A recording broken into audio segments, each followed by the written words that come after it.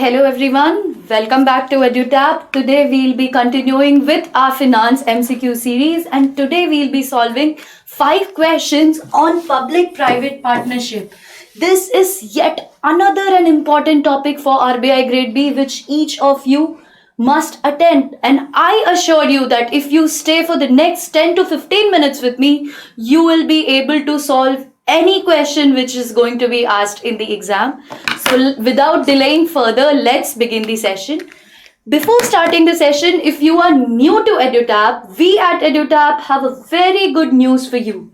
You as an aspirant spend a lot of time in finding the answers to the most common queries, let it be the strategy, the proper phase and the pattern of the exam, the cutoffs, the perks which you would be getting, or everything. But we are simplifying this process for you and we are presenting a comprehensive guidebook which will answer all these queries in a very simple manner and save a lot of time of yours. The same can be downloaded from the description link given below. So do download and start your preparation right away. Let's move ahead. If you are new to our channel, do join our channel to receive the various informations and join our Telegram channel to receive the PDFs of the session being conducted. Now, yesterday we did questions on financial inclusion using technology, and this was the homework question wherein I asked you that which organization releases Global Findex. The correct answer to the question is World Bank. World Bank releases Global Findex. I hope you answered the question right. I'll let you know who all answered it right tomorrow. Now let's begin today's session. As I said you, today we'll be discussing public-private partnership. So what is the first thing that comes into your mind when you hear public-private partnership? See, PPP or 3P at times, which is called, is nothing but a contractual agreement between the government and a private partner. There is a private entity and there is a government who come together to provide services to the common people. See, what is the agenda of the government? The agenda of government is to provide service to the common people, and the agenda of private agency is to make profit. And both of these outcomes are contradictory in nature. And when both of these organizations come together and provide service which helps a lot to the government, why? The government can save ample amount of time and direct its time towards more important issues. That is why the government came up with PPP model. Okay? So, for example, recently we had Government of India announcing that they will go with PPP model for 16 railway stations in the country. What do you mean by this? This will not only provide you with better facilities but also save government's time. On the same lines, there are different type of PP model which are available to us, and there are 3 important parameters on which these types of models are decided. What are the 3 important parameters? The first fact is that the cost of financing. The second concept is the operation and maintenance. And the third concept is the revenue collection.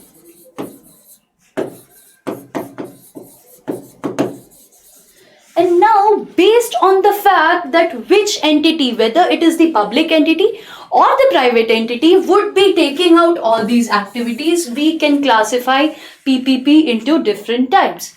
Now, the first question is based on hybrid annuity model. This is yet a very important concept which was introduced by Government of India on the backdrop of the failure of various PPP models. You know, due to the failure of PPP models, the private partners were not ready to get into the contract with the government. Thus, the government came up with hybrid annuity model. The question asks that in hybrid annuity model, there is a mix of BOT, this is a type of annuity model, and EPC. And as per the design, what is the government's contribution towards the project during the first 5 years? Now, the correct answer to the question is 40%. ठीक है. As I said you, hybrid annuity model came up because of the failure of the existing PPP models. So you have to keep in mind that hybrid annuity model is a mixture of BOT and EPC. We'll understand what is BOT and EPC in detail now. So basically, BOT is build, operate and transfer.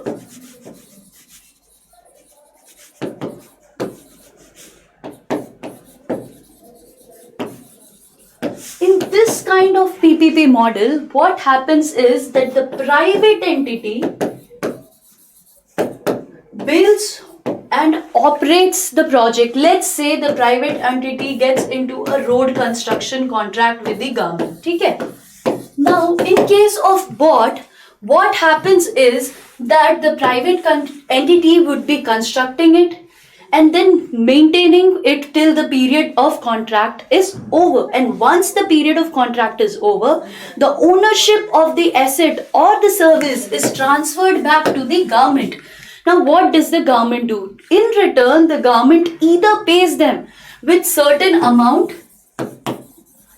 or the government says that for the period of operation, you can collect all the toll tax which is received in the course of time. So this is what is BOT.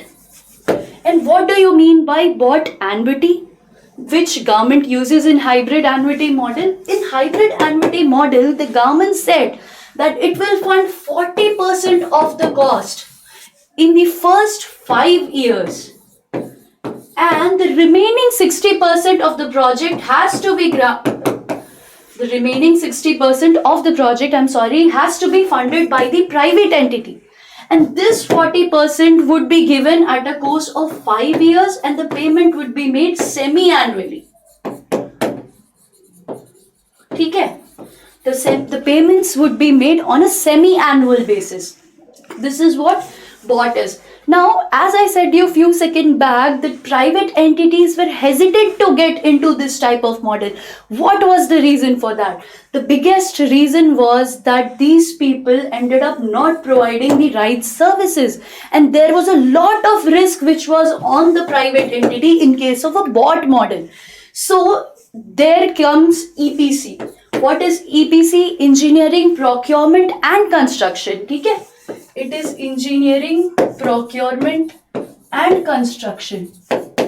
This kind of model reduces the amount of, it basically reduces the dependency of the project on the private sector, and the government plays an important role in case of an EPC. It bears all the costs which are to be taken up, but it bids for the engineering expertise from the private entity. And by introducing hybrid annuity model, what happened was that the private entity's risk was drastically reduced. So the government said that the initial years of 5 years, it will be providing 40% of the funds, which would be given on a semi-annual basis, and the remaining amount, that is, would be 60%, which has to be funded by the private sector. I hope this is clear to you. Moving ahead to the second question. The second question asks you the full form of VGF, which is again a very important concept. What is VGF? See, in an economy, there are a lot of projects, and those projects which are economically feasible.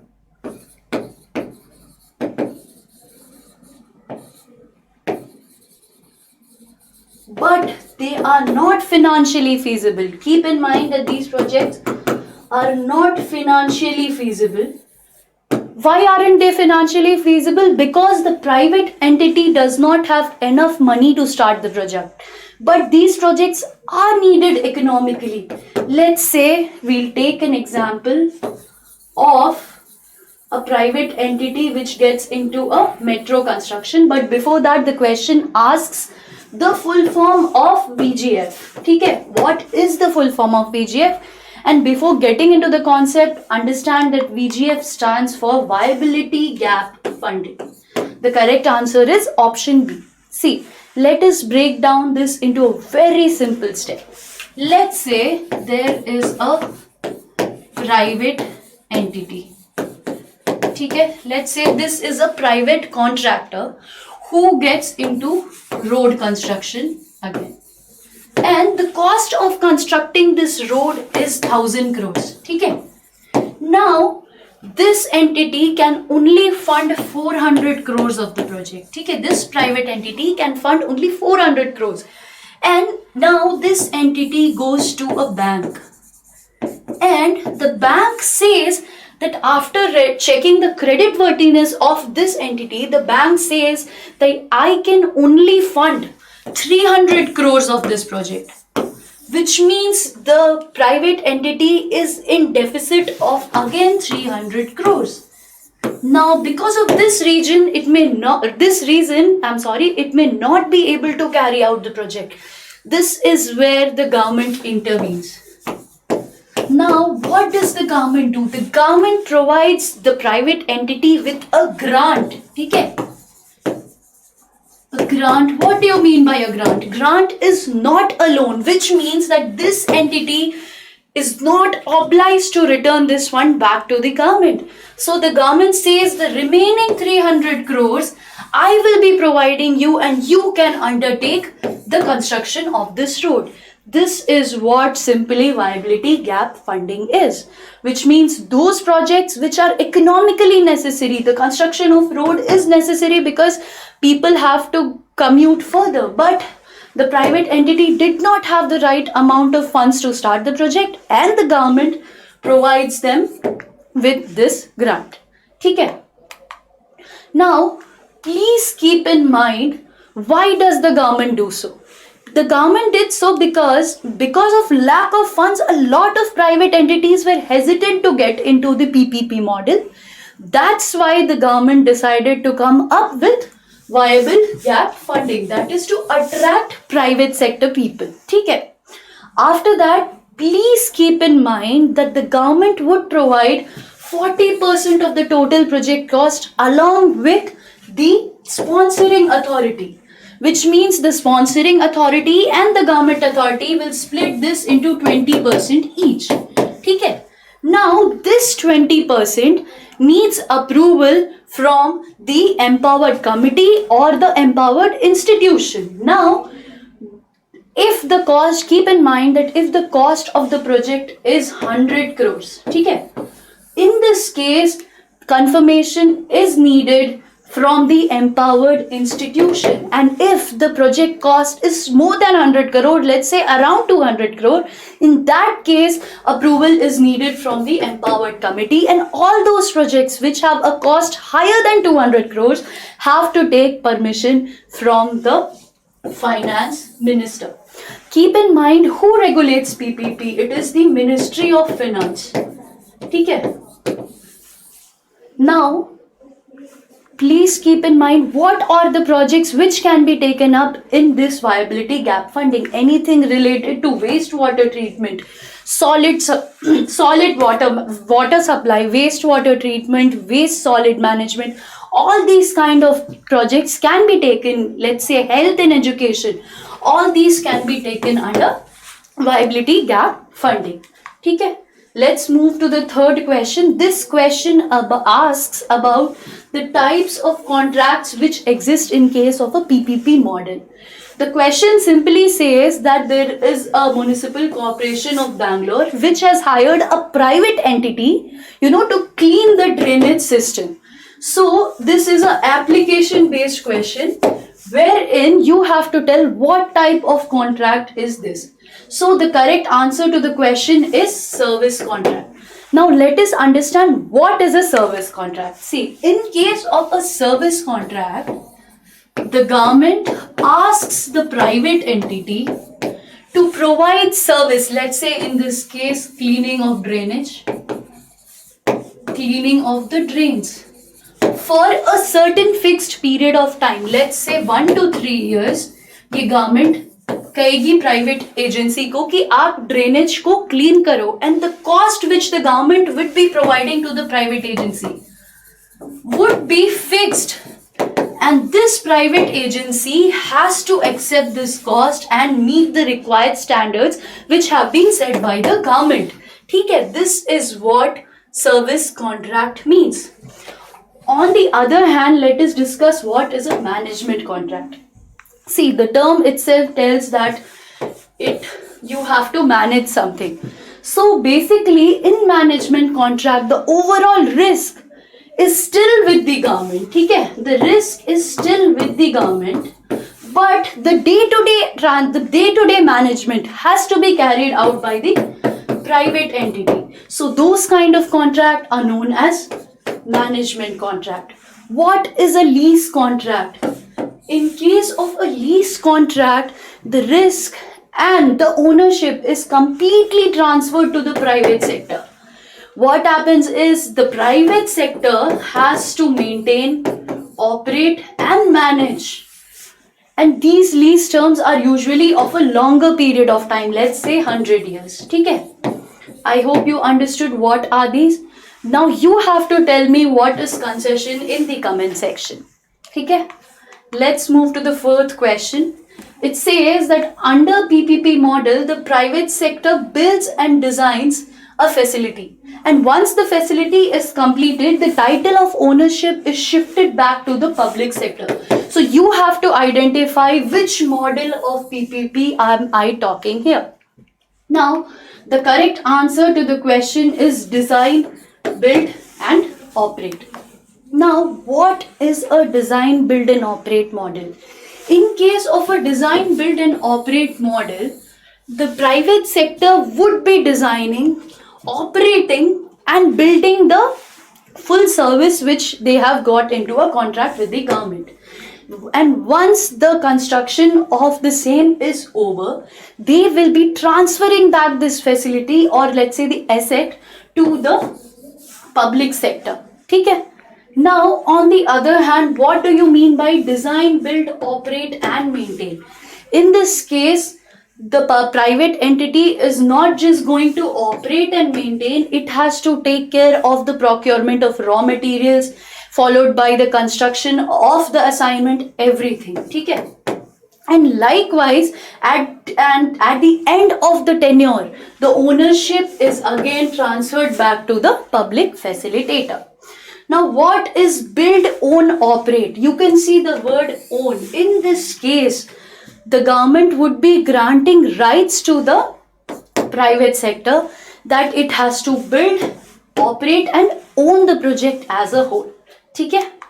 Now let's move to the last question. It asks which of the following sectors are not eligible under viability gap funding.